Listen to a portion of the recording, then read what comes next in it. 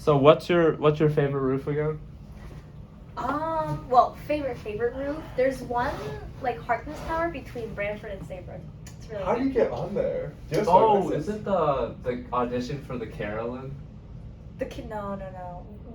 There were some people up there because there's a girl who lives like all the way on the 6th or 7th floor, and she got permission from Saybrook to like bring some people up there, and we just. That's pretty cool. That's- I fuck with that. Is it like she can do it anytime or is it like a one-time thing?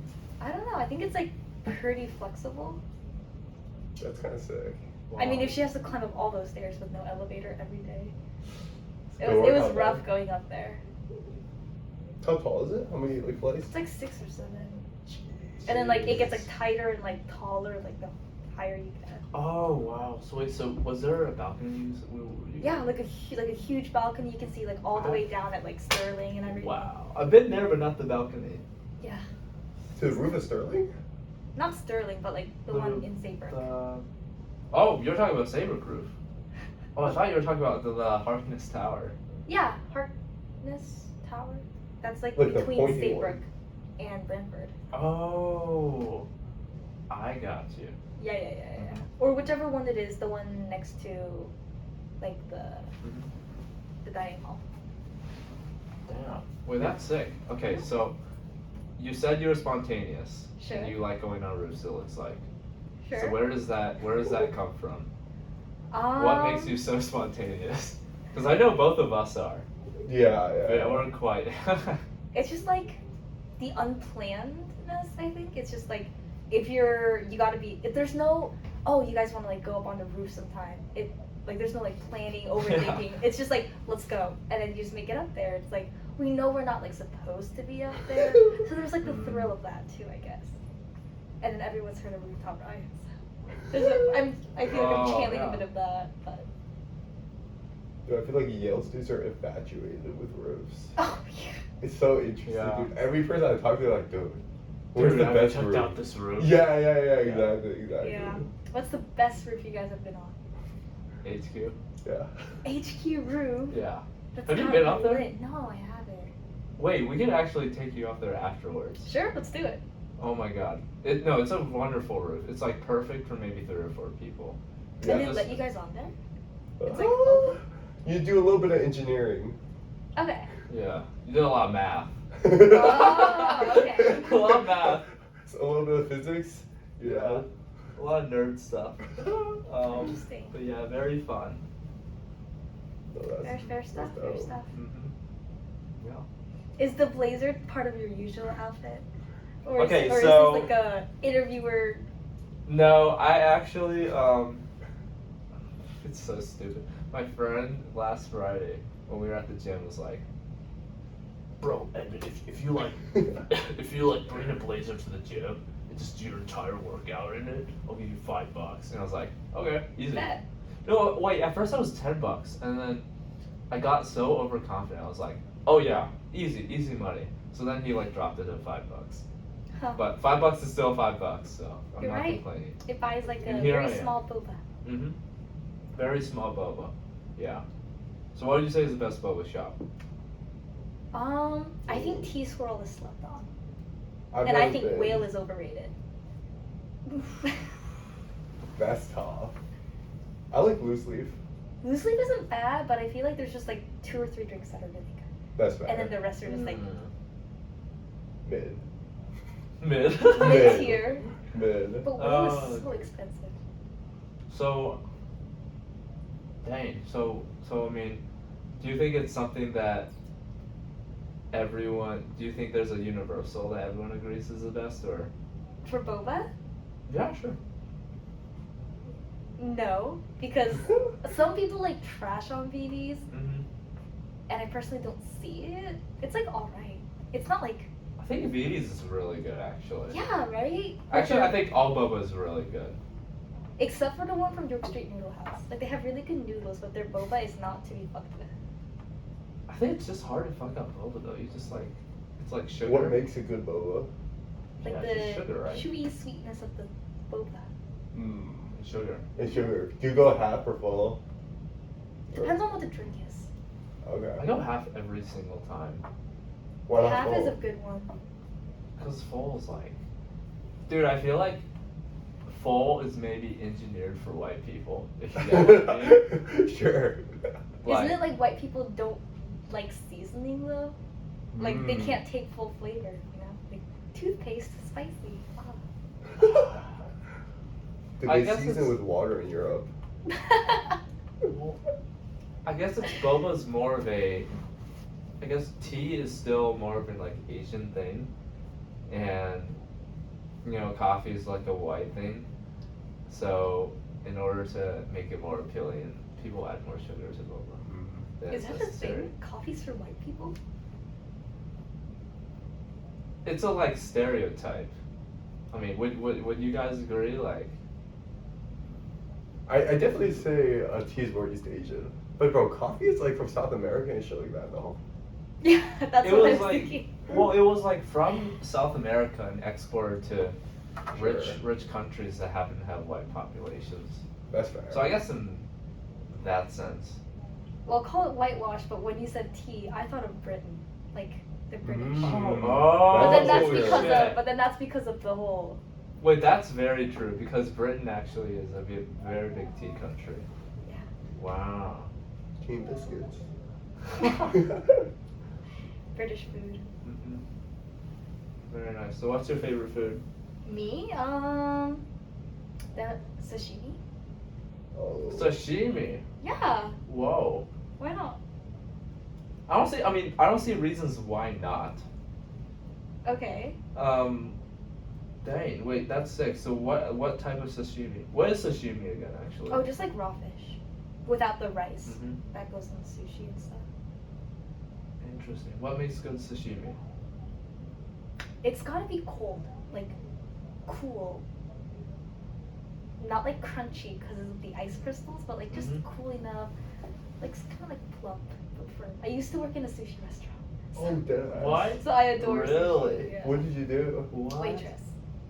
Wow. But I used to get like little like samples of the fancy fish from the chefs. It was very nice. So do they teach Pretty you cool. how to like balance like color plates and shit? Yeah. Or like how does that work? It's not that hard. Like so the first day on the job, I like tried to pick up a tray like this. Like Okay. I feel that's like the generic way to do it. And then they taught me that it's so much easier to just go like this, like, and then just balance the tray like. That this. seems kind of dangerous. Yeah, that No, seems it's hella so dangerous. much better than this because you have to get to the table. Like, say this is the tray. If you go like this, you have to like hold it in one hand while you like put stuff down. But Okay. if you hold it like this, it's very easy to balance it, and then you just get to go like this. Wow. Yeah. So like, how often do you see people do that? Like this method. This? And then it crashes on the ground. I've never seen it crash. So you've never dropped it? Do they like teach you a certain That's what I'm grip talking or about. something? Huh? Did they teach you like a certain grip or something? They're like, you have to hold it exactly like this, or is that just like gravity and shit? Gravity. Oh. Yeah, you just like feel. If you feel it like tilting this way, then you tilt this way. Ah. Science. So at what time in your life did you work at this sushi restaurant? Second semester of senior year, after I turned in all my college apps, Mm-hmm. and I was like, okay, I'm bored now. Why do you pick sushi? Why not some other job? My mom's friend's friend was the owner of the thing, so I heard they were looking for waitresses. You guys ever work in service? Yeah, I worked in fast food. Wait, really? Yeah. What chain? Okay, first of all, where are you from? I've lived in Iowa, Kansas, Michigan, so that's like Okay. Midwest. Do you know what Cane's is? No. I Where are do. you Chicken from? fingers. Cane's is a chicken finger place, and I worked there as a cashier. Ooh. But yeah, do you think you love working, or did you love working as a waitress? I did. Because I personally loved working as like a cashier personally. Me too. It's like incredibly fulfilling, right? And you also don't have to do anything like really complex. You don't have to make a certain recipe and perfect it. Yeah, it's like pretty mindless work, Mm-hmm. but it's like part of the reason I started working is because like after I turned in my college apps and everything, it was a lot of like too much time on my hands, and then like my mental health was also just like at the point. so I figured it would be like a good distraction. Good distraction. Like a coping mechanism, whatever, for mental health. And then it turned out that even if I was having like a really bad day, like I felt awful and I didn't want to go into work, but I went in anyways. And like, you can't like really be a service worker and be like, ugh, like how is it, like you can't really like have a crappy attitude at work. So you're forced to fake happiness, cheeriness. Wow. And then what happened to me at least was that if you kept on like faking it, then eventually I made it. So like it would like Fake it improve till my you mood. make it. Till you Yeah, make it. Till you make exactly. It helped my mental health a lot to work as a waitress. I think to like interact with people, like bring out like the happiness in me. Do you have any interaction with a guest that you remember very vividly or no? I think like those are like the most interesting stories. Like in like memorable in what way? Like, I don't know, like- they just stick out in your head when you think. You're like, I remember this one dude or this one lady or something like that. We had our fair share of like Karens, quote unquote. Karens. Oh yeah, because you're Very in like, memorable. Iowa and stuff. Yeah, it was Michigan, but I wish I could Yeah. unpleasant. But it was kind of funny because like after they left, like all of us would just like start talking shit about them. Wait, And- so what'd they do? There was this lady who, oh my god, I just thought of another story. But there was this lady who ordered like a bunch of sushi and like 2 sides of spicy mayo. Oh, And okay. then when we like packaged it, because it was like during COVID times, so it wasn't dine-in. We sent it out to her, and like we forgot the spicy mayo. And then she calls, and then later comes in because she's like super pissed. She's like, I only wanted the sushi because of the spicy mayo. I didn't get the spicy mayo, so refund me for all of the sushi. Oh wow. And we were like, we'll just give you the spicy mayo. And she was like, no! It was funny. Jeez. That's pretty funny. Yeah. Would you say the majority of everyone that you meet, like customers, are all like friendly people though? Oh, that's a good question actually. Low key, I feel like the entire stereotype of like teenagers being like the bratty rude ones is like completely reversed. It Whoa. tended to be like the younger you were, like the nicer, more polite you were, and then like the more you went up on the scale, the more they treated people like shit. Interesting. Interesting. I would say it's the opposite for me. Really? I respect old people very I mean, I much. respect old people, but they didn't respect us. For the most part. Interesting. Do you feel the same thing at Cane's or no? I felt like everyone respected me. Like I don't think I had Sure. a single troublesome customer or anything. But I that guess just might be. cashier is different from waitress. Yeah, it's definitely Yeah. different. I don't know. It's just whatever. Like even if someone is giving you a bad attitude, there's like someone who's giving you a good attitude. Right? Like besides that, so You lose some, but you win more. you lose some, but you win more. Yeah. Yeah. So I guess this entire attitude of bringing out happiness in people. Mm-hmm. I mean, like, do you think if you didn't? Okay, let's suppose you did not work at the sushi place. Sure. Do you think college would have been different for you and how you Ooh, and how you interacted with people, how you made friends, all of that? I think so.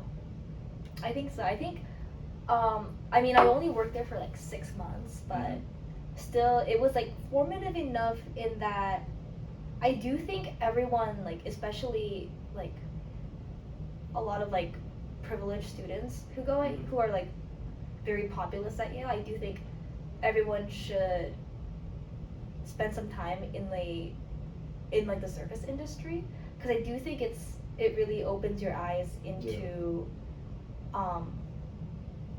like the sort of culture that capitalist society propagates, into like how like customers tend to see right through service workers. They tend not to see them really as humans. And when you work as a service worker, ironically, you learn a lot of skills that leaders tend to possess. I think. I think Like- so too. Wait, like which skills? So like something that my high school teacher taught me was that a leader like a good leader just serves like the people that he's supposedly leading. And I think that in terms of the service industry, at least as a waitress, you spend so much time like watching over like the people in the restaurant, like trying to read their body language. Like you have to know what they need before they like have to like call you over. So you're constantly like on the lookout for if they're thirsty, like if their glass is empty, like if their plates are like empty and they're dirty, they're just laying there. You have to notice that and go pick it up before they start to get annoyed by the dishes crowding the table. So all about like those skills of like managing like customer like attitudes and moods, like keeping like a cheery atmosphere, pulling people together, looking at what people need and recognizing that and giving it to them. I think those are like leadership skills that aren't really recognized in a lot of people who work in the service industry. Wow. Yeah, I completely agree. I think everyone who goes here, like every student, should at least work some sort of service job. Yeah. But yeah. So I mean, are you a fan of capitalism? That's current form. There's different kinds of capitalism. Oh, there are. I mean, so ideally, Mm-hmm. we do get like a lot of media, especially recently, about the ideal world in the Norwegian countries or like in Europe, like New Zealand. Everyone's like jealous of Norway or something. Yeah, like Norway, Oh. Sweden, Finland, because they're like leading in education, healthcare. They have like a much better prison system than the United States, where it's more based on reform than punishment. And the U.S. calls them socialist countries, but they're still capitalist. And I think the U.S., like the type of capitalism that people criticize today in America, is so American. It's an American capitalism that people are criticizing. No other first world country is like America. And you take it as like a more of a negative thing in this case? Capitalism in America? Yeah, sure. Yeah. I think it's ridiculous though, like the extent to which things have gotten. Mm-hmm. There's like the new stuff with the metaverse. Have you guys heard about that? I have. Yeah. Little Mark. I love Mark. And then there's Bezos, of course. Mm-hmm. Yeah, wait, can you go deeper, like, into this American capitalism? So, like, specifically what's, like, different between these two systems? Like, I guess we were describing, like, Norway has better education, better prison system. These are all outcomes. Mm-hmm. You know what I mean? So what specifically about the system, like, leads to these outcomes, do you think? And, like, what's different about the system that leads to different outcomes? Well, I think a lot of it has to do with, like, the culture and the values that are represented in the country, as well as like the people who make up the country. So I think this is just like my pretty uneducated take, but from what I've seen in the world so far, I think that a lot of the Norwegian, like European countries are pretty racially homogenous. Like there aren't like the huge racial rifts that you see in America today.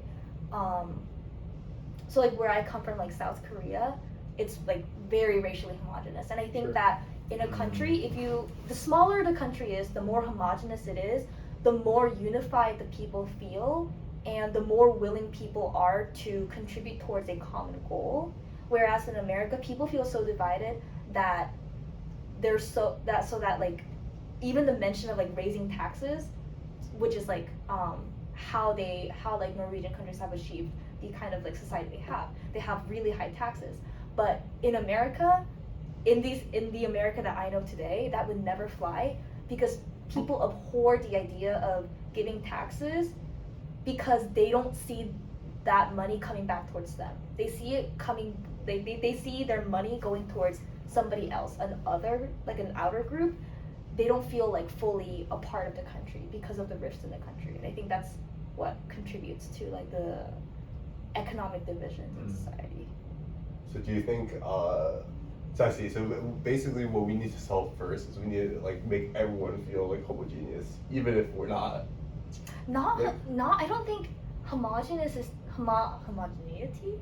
I don't think that's like the answer. Wait, I'm such an idiot, I said homogeneous. Oh my Wait, what did you say, homogeneous? Homogeneous. Dude, I'm such a Homogeneous. so stupid. Okay.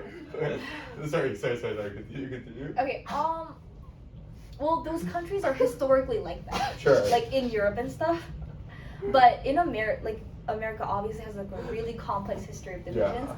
And I think as of now, there's no way to say we're all going to become one, like homogenous, without people like becoming very, very like unsettled. Sure.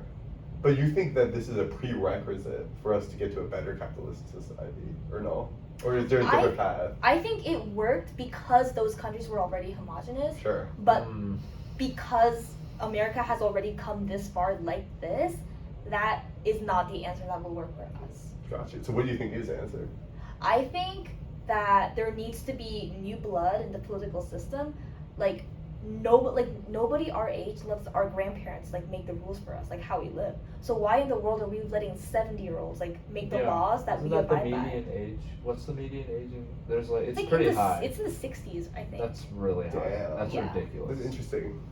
I think Well, definitely like raise like voting numbers in like younger ages so that the government represents like the actual thoughts of the population instead of the population that's more interested in voting. And I think I don't know. I think there needs to be regulations on how much influence corporations have on congressmen and legislators. Like in terms of lobbying. Yeah. So, gotcha. That makes sense. So why don't you think young people vote? That's a good question. I mean, like, there's an election happening tomorrow, and Mhm. I'm probably not gonna vote in person. Which election? Exactly. Like, there's. Is it November 4th? I think it's the It's second always or on 4th. Tuesday. Okay, maybe it's tomorrow. But yeah, I mean, whenever I vote in my hometown, I'm always like the youngest person in there by far. Yeah. It's crazy to me. So why do you think young people just don't vote these days? There's a fancy term I learned in my political class. I think it's voter efficacy. It's like feeling like your vote doesn't matter. Like even if you vote, it's not going to make a difference. And then there's also, I believe, I'm guessing, a sense of disillusionment. Like you're already like so done with the government. You're like, what's the point of even like, whatever. I definitely feel the first one. Yeah. Like in my mind, like, oh, this is Like what difference is like my one vote Yeah. gonna make? I don't know. Yeah. I think it's kind of similar to climate change, right? Because there's only a few nations who actually care about it. Yeah, Greta Thunberg, but girl. Yeah. I don't know. Unfortunately, because most countries like they just don't care. It seems. I mean, have you heard of like the term like environmental justice? I've heard the term. Yeah. Yeah, it's like the hierarchy of needs, right? Like, is it really justice to expect a country that is not as that has a lower standard of living than like say the United States or the UK? Is it justice? Is it fair to expect them to be able to instantly convert to like solar energy and stuff like that when the majority of the population there still relies on like coal? Sure. I think in fairness, they probably also contribute way less to the climate change crisis. Or no? With the U.S. and the U.K. Or like those small countries. Not small. I don't want to say the name of the country. Okay, but like. Oh, like China? Oh, China. Well, like China, a lot of countries in Asia, I think. Wait, but I actually think we do hold China accountable. Because they definitely can afford to take care of their stuff, or no? I remember doing research on this like years ago. I don't know like the current stance on it, but I know there were articles in the past talking about India and about how like it's still like a developing country. Sure. And like a lot of their population relies on coal, and it's not as easy for the population in India to like make that change towards sustainable energy because on their hierarchy of needs, they're not at that stage. That makes sense. And then like even just bringing it like domestically to America, when you've got well, like we can even talk about fashion. Like somebody who's like lower income can't afford to buy like sustainable, like locally made like clothing for $60 a t-shirt, when fast fashion is going to cost like $2 a t-shirt. Like it's not realistic for them to spend like to be sustainable like that. That makes sense. Mm-hmm. So So it's how like, do we fix it? how do we fix it? I think if there was like a definitive answer for that, things would be very different. But there's definitely the rhetoric going around about what use is it if I use a paper straw or like I use a metallic straw, if these oil companies are dumping like millions of barrels That's of what oil I into the think. ocean. Yeah. Yeah, so there's the rhetoric of that going around, and I can't say that it's wrong. It's not wrong. What's your take on that? You said that's what you I think it's just play of the masses, right? Like, I would rather use the more convenient straw. I would rather use a plastic straw than a paper straw. Like, if I had to pick, because I know that my impact is way less than the oil company dumping stuff. But then it's like, But then everyone thinks like Exactly. that, which is the huge problem. It's the same thing as the voting. Yeah. Well, my vote doesn't count. It's literally game Yeah. theory. So if the world's gonna end, we're all screwed. We're all screwed. well, I guess that's what a lot of companies are trying. They're trying to take the decision away from the consumer. Like they're Mason Matisse, I think, the cafe like right by Yale. They don't even have straws anymore. Oh, that's? Whoa. Yeah, like you order a smoothie and you have to like sit with the cup. So I pay $7 for my smoothie, and you have to sip out the cup? Yeah, I ask for Mm. it's ironic. They don't give me a straw, so I take a plastic spoon to eat the smoothie with a plastic spoon. Wait, that's kind of hype though. Oh, how is a plastic spoon better than using a plastic straw? No, it's like cool. It's like you're innovating. You're like finding new ways Maybe. through these troubling times. Yeah. Dude, Mason Matisse is so overpriced. I didn't realize how like upscale it was. It's pretty upset. I pulled through, I was like, dude, wait a minute, why are the prices so high? Yeah, like you know, tropical smoothie. No. Oh, they, yeah, they also Tropical have Smoothie smoothies Cafe. for $7, but their cups are like this big. Mason Matisse is more expensive, and their stuff is like. yeah, it's a Yeah. classic. Dang. I definitely think it's less on the individual and more on the corporate conscience. And some companies are taking those steps. Even good. Yale, they're making steps to be more sustainable. Like I know Sabrick is, and What's Sabrick doing? so like in the buttery and stuff, they're like they're giving people incentives to bring back like the plastic like takeout dishes. They don't let the kids take. Oh, we just use white like cloth towels to wipe down instead of paper towels. Oh, it's very nice. Yeah. So we have like a whole like sustainability or something, a whole council. But point being, like the corporations and groups that generate like mass waste, like as an organization, if they take the responsibility on themselves, I think it guides the masses, I guess. I agree. Yeah. Like, what is it? What other restaurants give out only paper straws? Oh my gosh. Steep Cafe. They have the worst plastic straws. They're so flimsy. But I think it's because they're trying to be more sustainable. So let's say you were given your own space, like right next to Maison Matisse, and you could make your own restaurant. Like Okay. what would it be like? What would the cuisine be? Everything. Bro, there is no good Korean barbecue place like in New Haven. Dude, I've never had Korean barbecue. No. What? In my whole life. Are you kidding? I swear. You're tripping, bro. No way. Dude, I No swear. You're way. missing out. Bro, what? Is it really good or what? This guy Asian, bro? Wait, where are you from? Wisconsin, right across the river or the lake. From you. No! Have you ever been to New York? I have. Yeah, next time you go, just Just hit get up some barbecue? a You have KBBQ to. place. Yeah. Oh my god. We should have in Boston. We should have hit up one in Yeah, Boston. yeah. That would be sick. Yeah, you should have. That Yeah, would- Oh, that would be cool. Damn. Okay, so it would be a Korean barbecue place. Yeah, it's pretty detracting from the whole like sustainability argument because obviously meat, but it would be KBBQ because I think there is a demand here. Oh, you're a businesswoman. I am. Demand. Yeah. Interesting. And you? You guys? Like. Oh my god. I would open a McDonald's. No, I'm kidding. I'm kidding.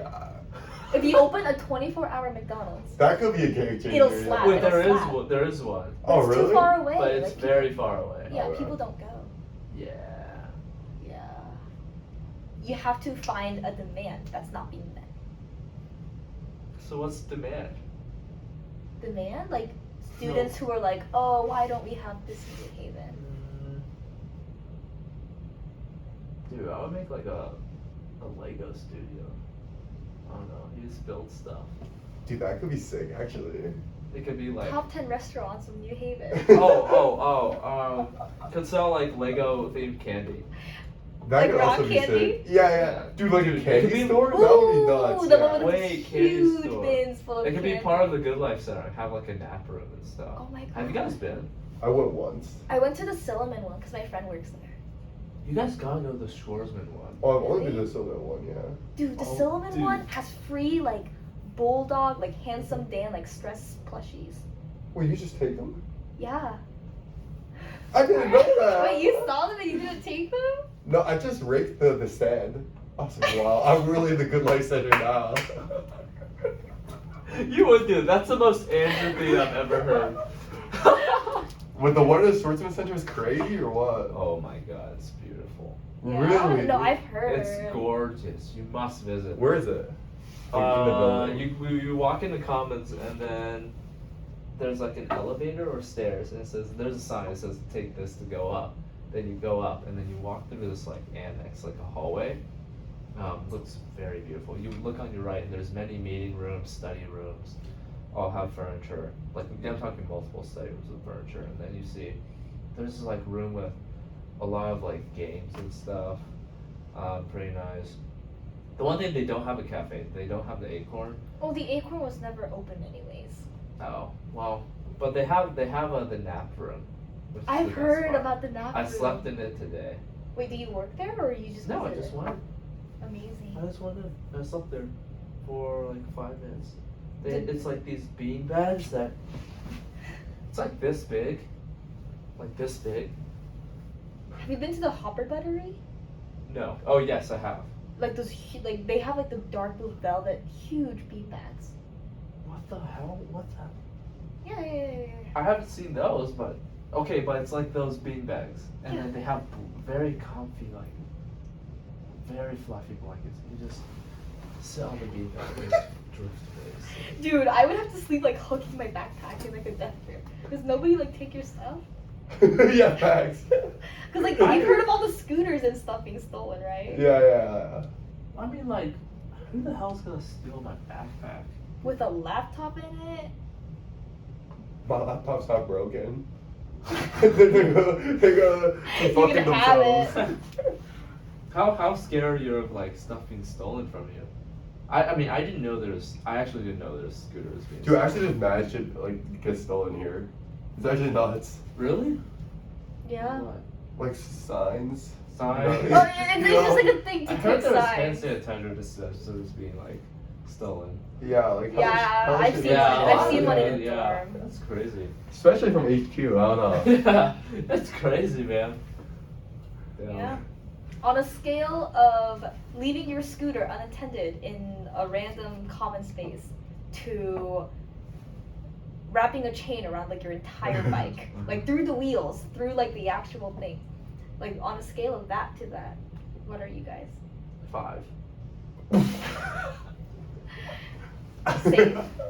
Andrew? Like, I would leave it there I would leave it in an area when I'm at the gym. Yeah, that's fair. I think I'm like a 3 or 4. Really? Yeah. I'm like a 6. And you got locked up. Has anything gotten stolen from you? Me? That made you more cautious? Not that I can think of for some reason, but like the trauma is inside of me. Like I can feel it. Whoa. Oh my god, what? It doesn't- Repressed memory. Right? It must have been so What the- traumatic. Do you believe in the idea that like this might be because you've lived a second life before or something, Well, and you got something stolen in that life or some shit like that? Well, now I want to ask you, do you believe in a previous life? I think I do. Really? what do you think you did in your previous life? Medieval jester, bro. There's like no other way. Well, did you know medieval jesters were actually a member of the upper class? They were pretty well off. Oh, deadass? Yeah. Damn, bro. Damn. My bet was bald.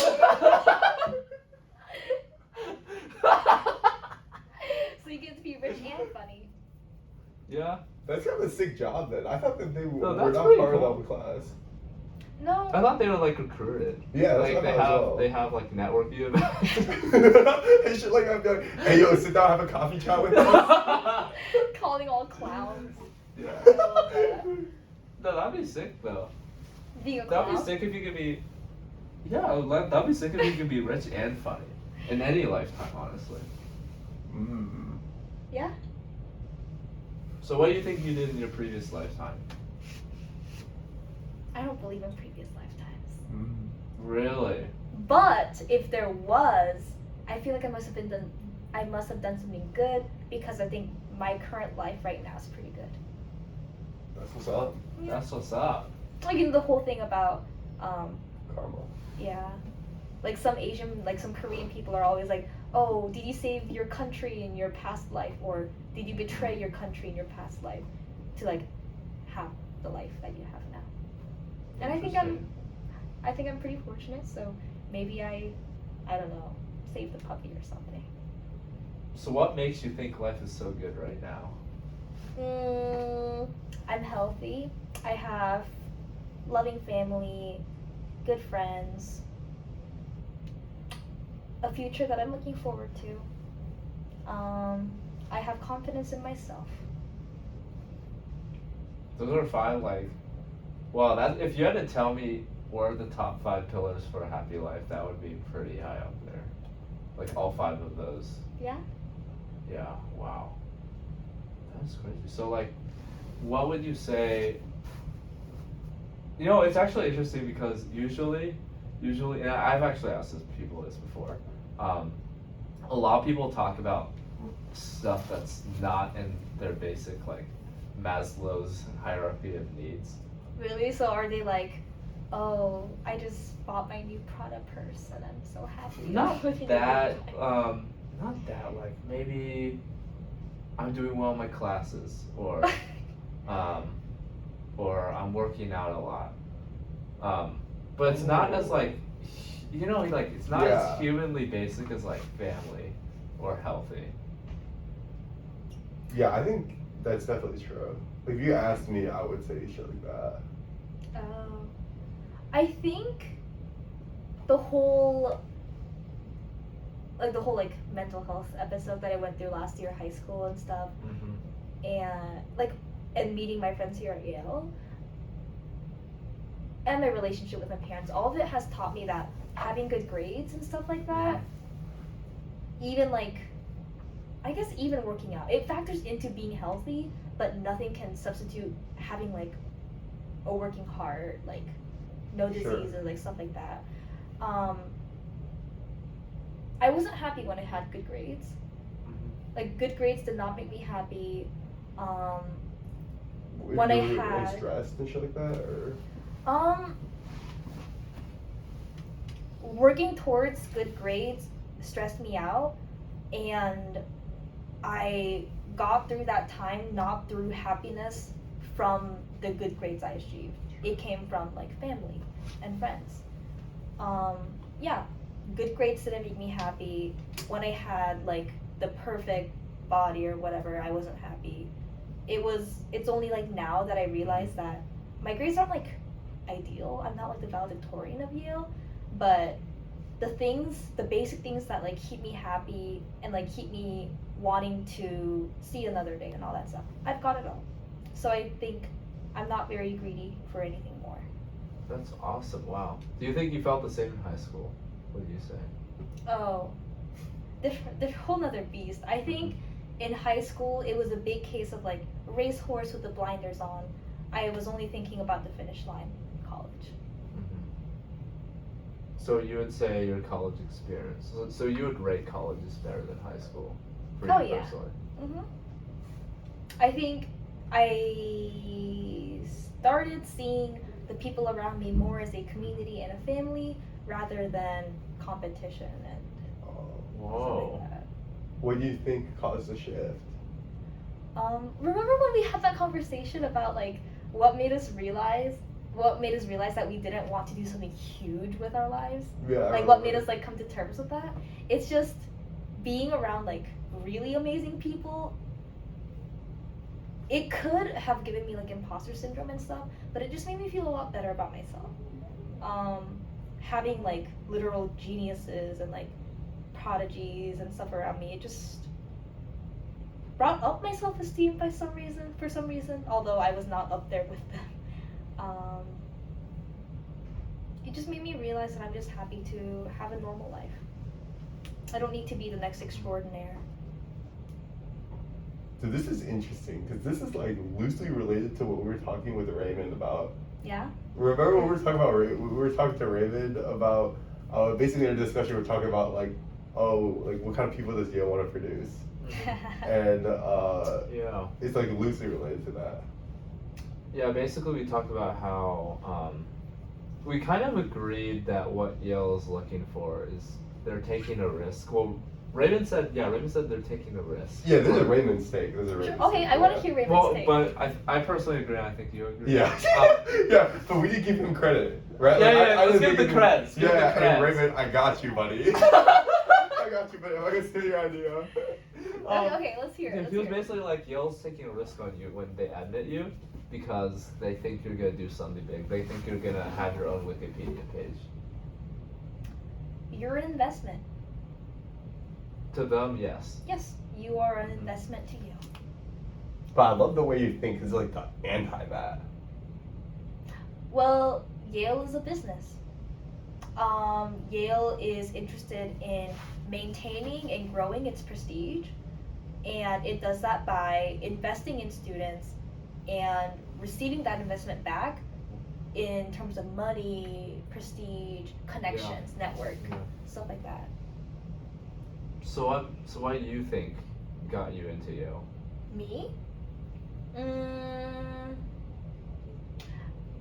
Probably my service work in high school.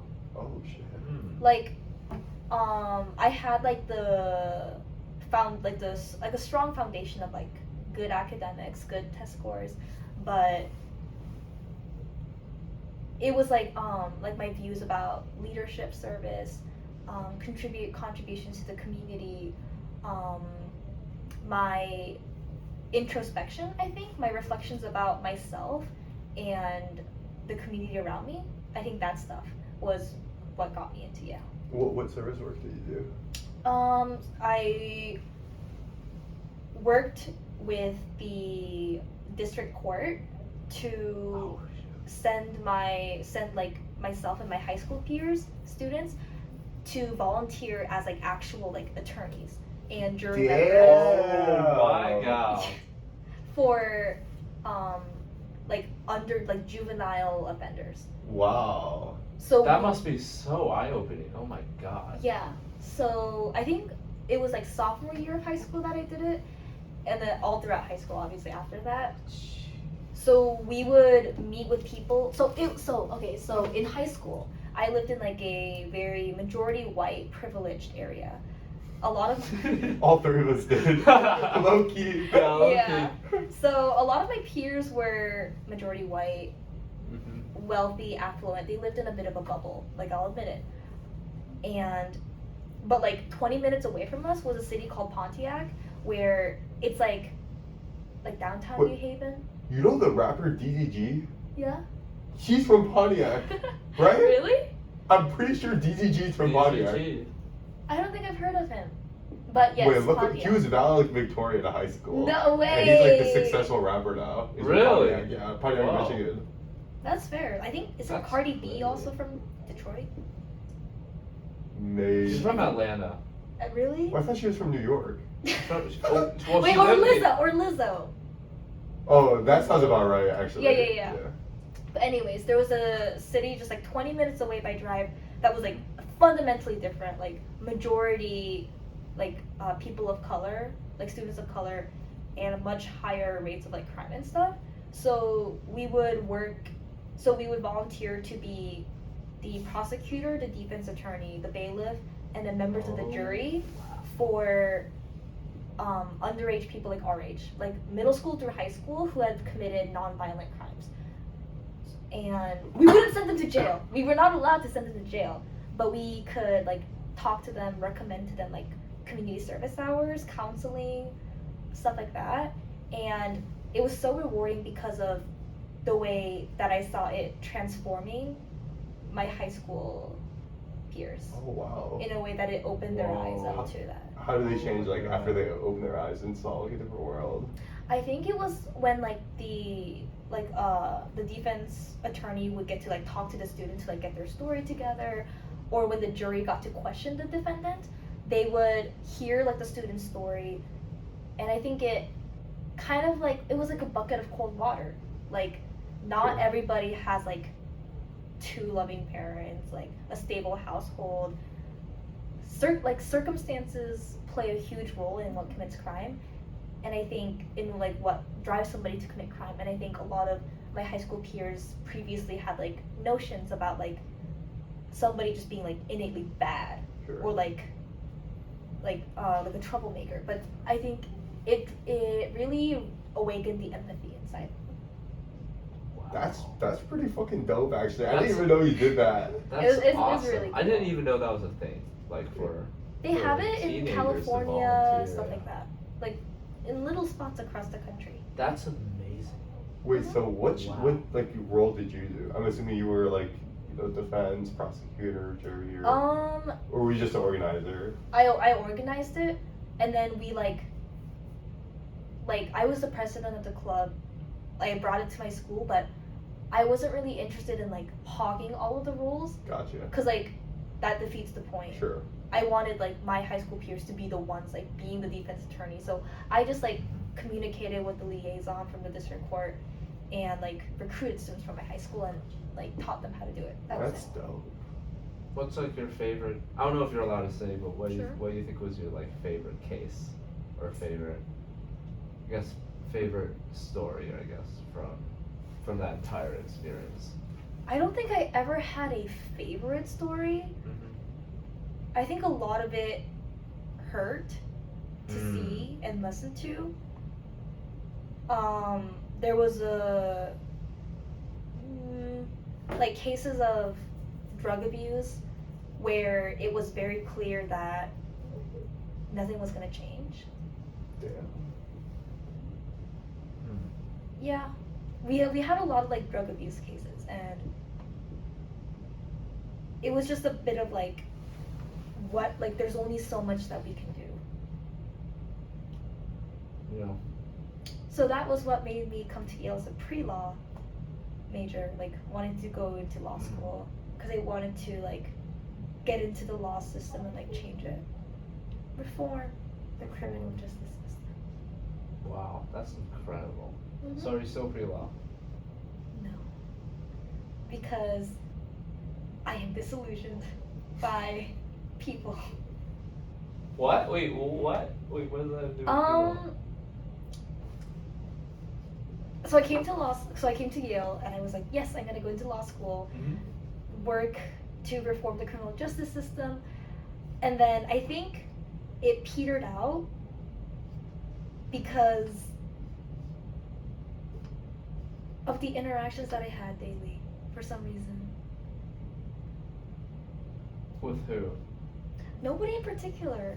I think I came to Yale with a lot of idealistic expectations about the community I would find here. Obviously, I have found a community that I love, but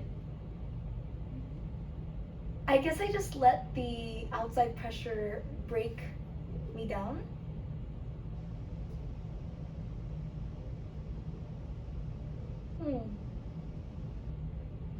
It's a lot of like headlines after headlines of people calling for reform, politicians not providing, them not living up to their promises during campaigns. Criminal justice system in America, very fucked up. I don't know. I don't know if I can change it myself. That's where I got, and then also new interests. That's kind of really sad if I think about it. Because I had a high school teacher I was really close to. Like he helped me create the club and stuff, like for service, and he believes still in me a lot. I feel like I gave up on some of my dreams after I got to Yale. But at the end of the day, you're still like happy. You're still quite happy. Still quite happy. I have a new dream. So what is this new dream?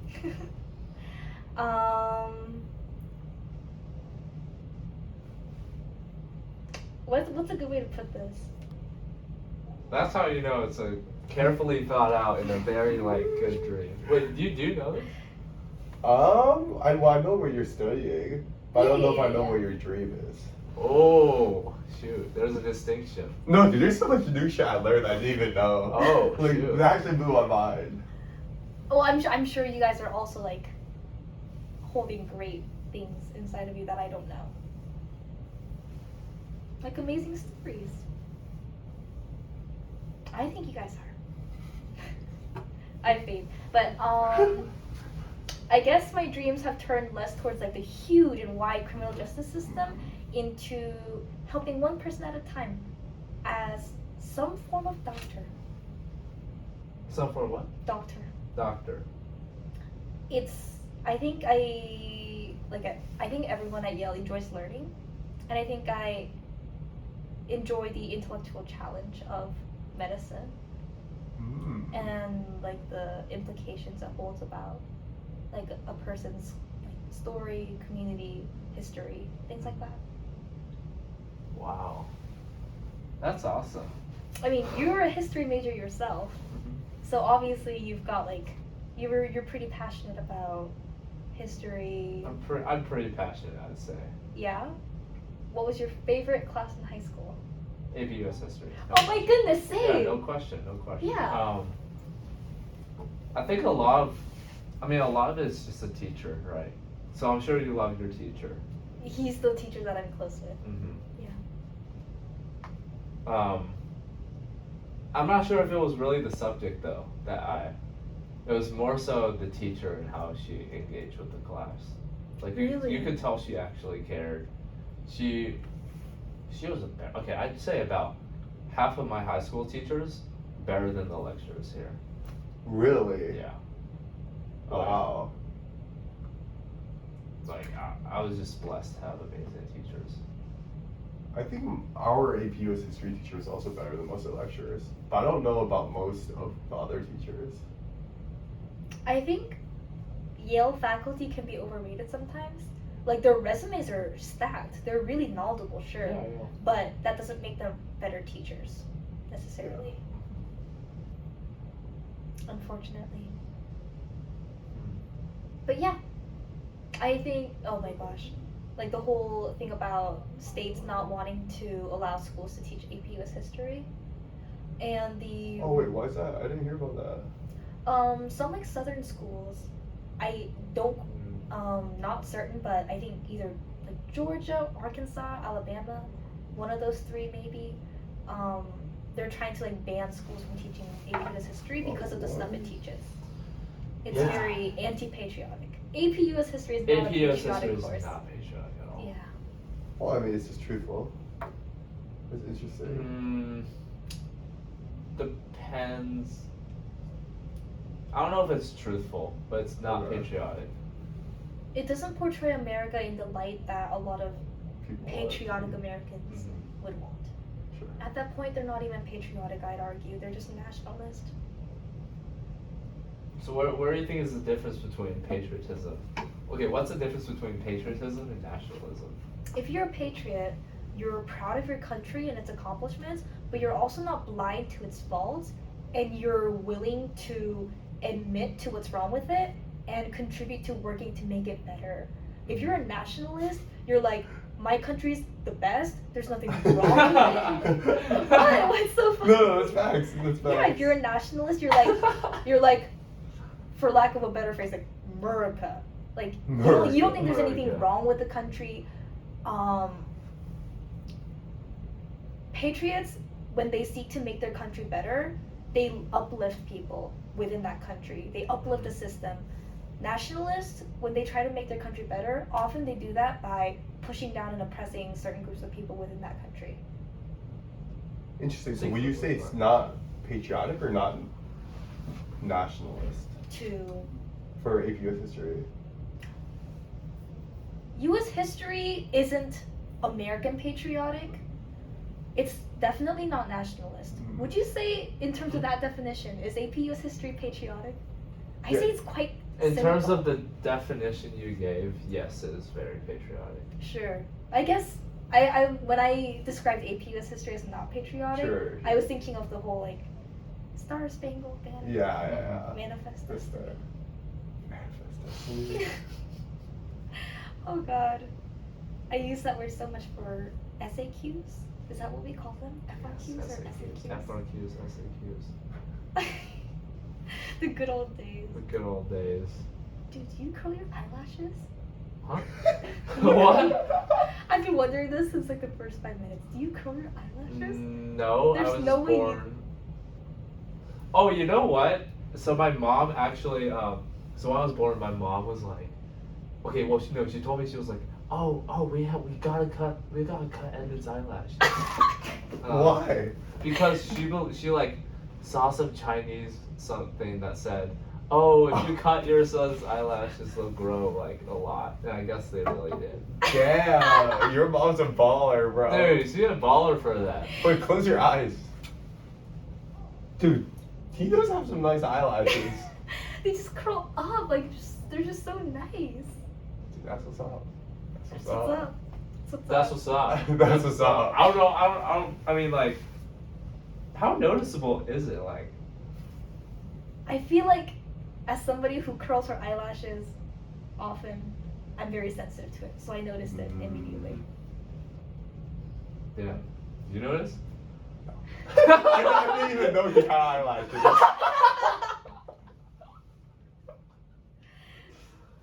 That was a little rough. Man, what the? Dude, I'm trying to like notice like special things on you guys' faces now. Special Like, things? you have nice eyebrows. Oh, thank you. You have a symmetrical face. So weird though. Just crazy. Crazy. Interesting. You want to ask the last question?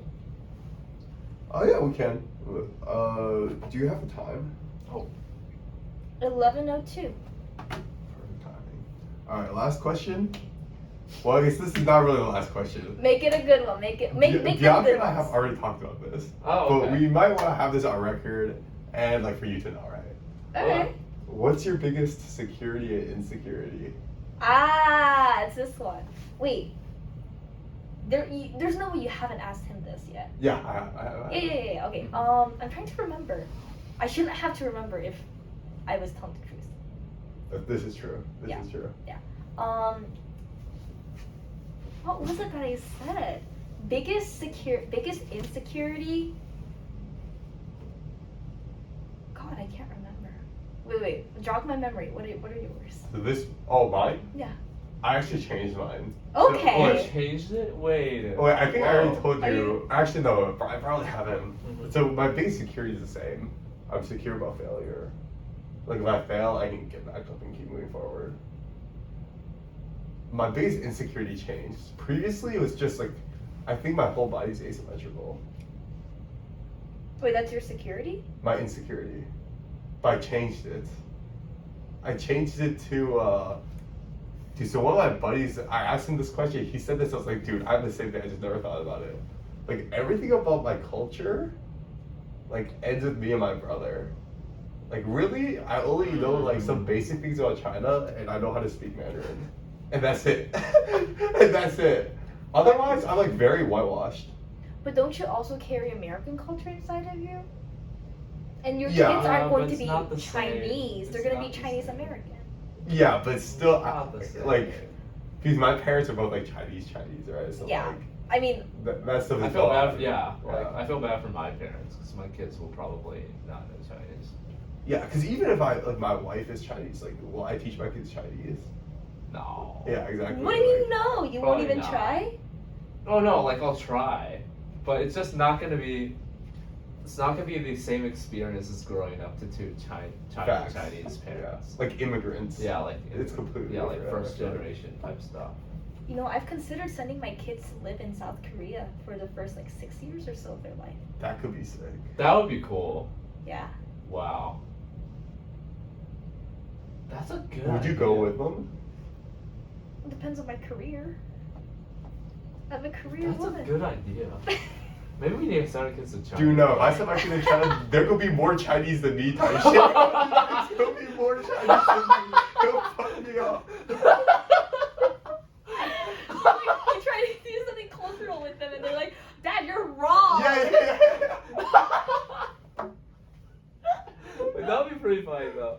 Then obviously. I would pay to see that. Oh my god. Wait, where were we? Insecurities. Oh. Yeah, those are mine. Okay, yeah. Okay, biggest security is that I have confidence in myself as a dynamic person.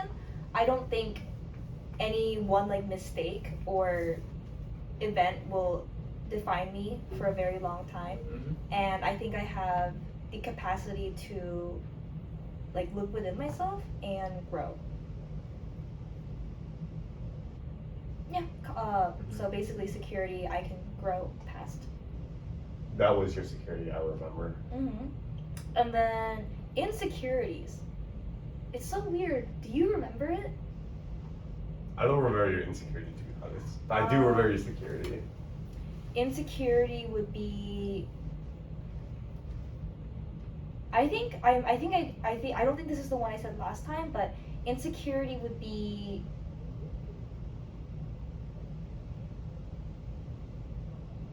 losing sight of what fundamentally makes me me, I think. I think I like me the way I am, and obviously, like 2 years from now, I might look back on me now and be like, oh, ew. But right now, I like the fundamental core of who I am, and I don't want. I guess I'm like a little afraid of what the future me might look like. Interesting. Oh, mine. Biggest insecurity is it's more of a, I don't know if it's more of a worry than insecurity, but it's that I'm insecure that I may not have like the people that I can call like for that special occasion, like a wedding or like a huge, I don't know, 45th birthday party, stuff like that, or just like big milestones. But that your connections aren't super ride or die? Like super. Especially after college. I guess it's more that I'm worried about how friendship happens after college or how it pans out. Yeah. Because after college, it's hard. It's really hard to keep up with your college friends. Yeah, because especially like at a place like Yale where people come from everywhere as opposed to state college. Oh yeah. People just scatter. Oh yeah. Like, how many people would you guys say you talked to from high school? Regularly. 2, 3, 2 solid ones.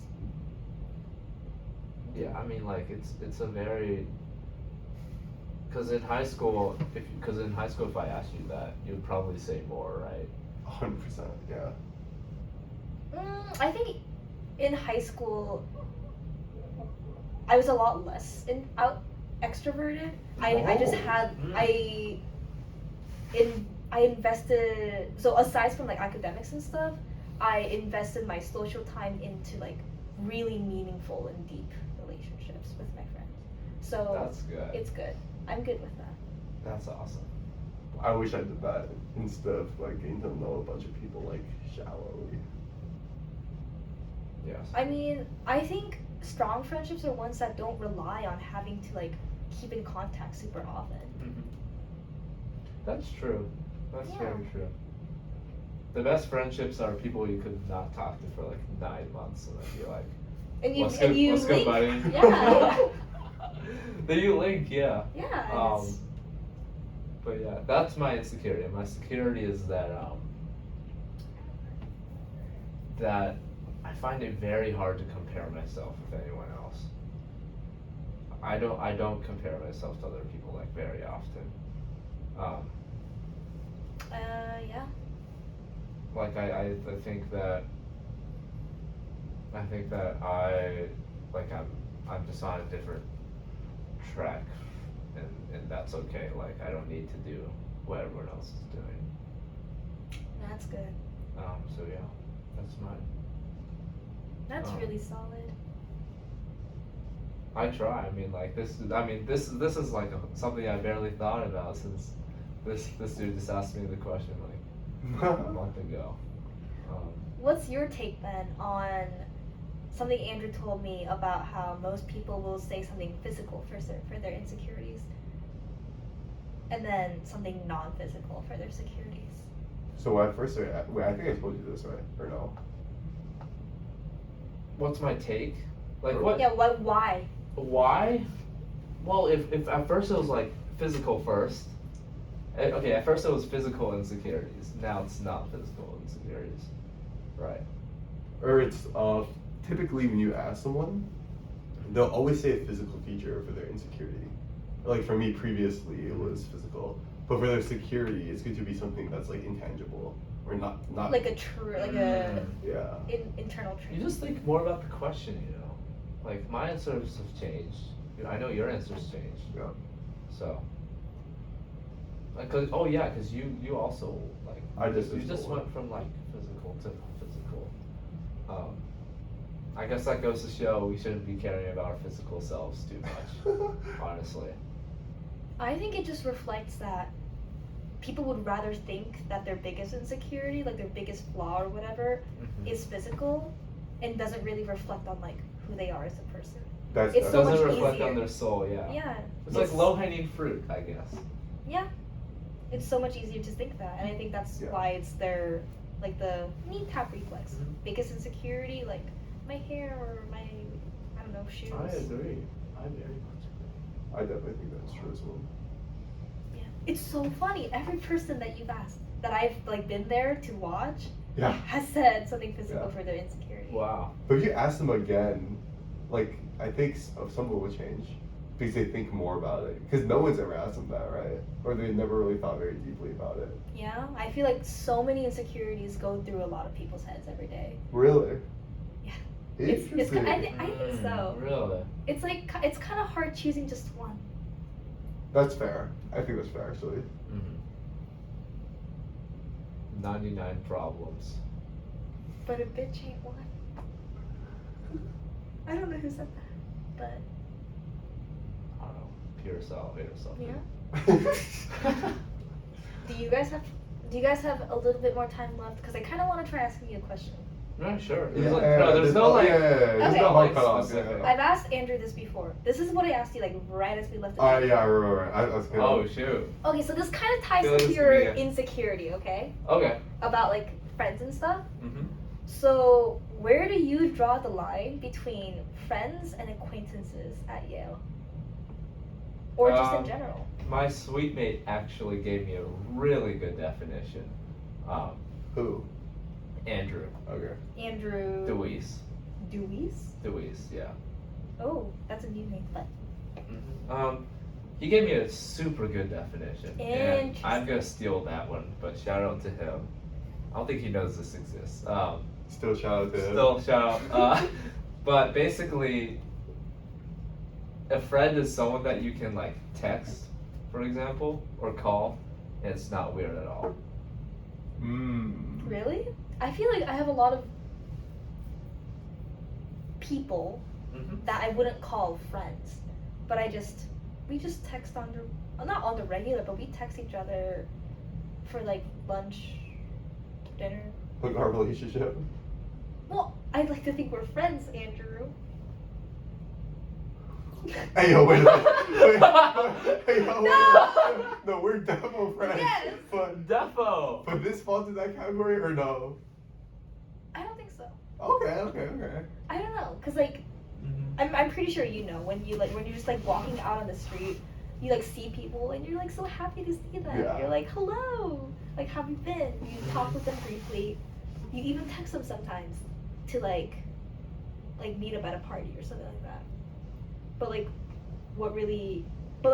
some of those people I would be hard pressed to straight up say, oh, that's my friend. Sure. I just say, oh, I know Really? so and so. They're so nice. I think for me, it's you need to have like one conversation, and I think that defines the relationship. Like Edmund and I, we knew each other in the fall last year, and like I was like, dude, this guy's super chill, but I didn't like actually know him. Yeah. And then this year, like, because everything's in person now, like we had like a conversation. It like stemmed from the security question, and then we really like bonded, and we became friends like that way. Is that like your one question? Because that's what you guys do. It's a good question. It is a good It's a question. basic- It's the go-to. It's Like- the go-to. Oh my god, this guy. We were exiting this meeting. Yeah. And then he just like randomly blurts out. Because we weren't even talking about anything really, and then he just randomly says, "Bro, so what's your biggest insecurity?" So funny. But like, I think that defined our relationship, though. Yeah. And then we became like really Dude. good friends. Like. Yeah, low key. And like I literally hung out with his high school friends, bro. Yeah. In Boston. Yeah. Okay, I see Yeah. that. Han and Andrew and I were just like sitting there outside of the Book Trader Cafe, eating pokey, and Andrew's like, so this might be like a really awkward question. Like, it might make you uncomfortable. Like, I'm sorry, but like, what's your biggest insecurity? And we were like, oh, this is where this is going. It was unexpected, but welcome. I do think it has that ability to bring people together. It's like if you share vulnerability with somebody, it bonds. Facts.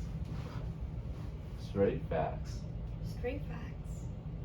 No prayer, just facts. So yeah. I think. All right. I think we'll absolute last thing, and then maybe you want to give your little blurb at the end. Your blurb. Oh yeah. Absolute last thing. So you know how I told you need to pick someone else, like refer someone, Yeah. and they give you a boy, and that's the only constraint, really. Did you say boy?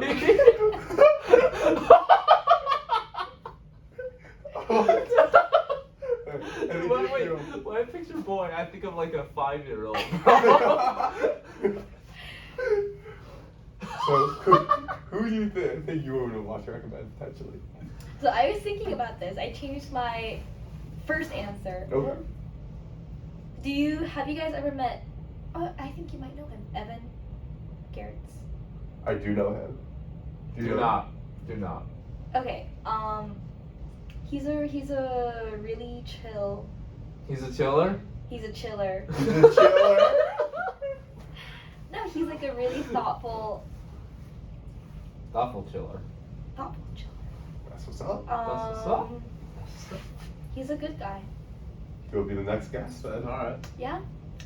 How do you know him? Just from the Nilo? Just from the inside road, yeah. Talked to him a few times. He's also in comp sci. He's a comp sci major. Yes, he Yeah. is. Aren't you electrical engineering or I'm mechanical? comp sci.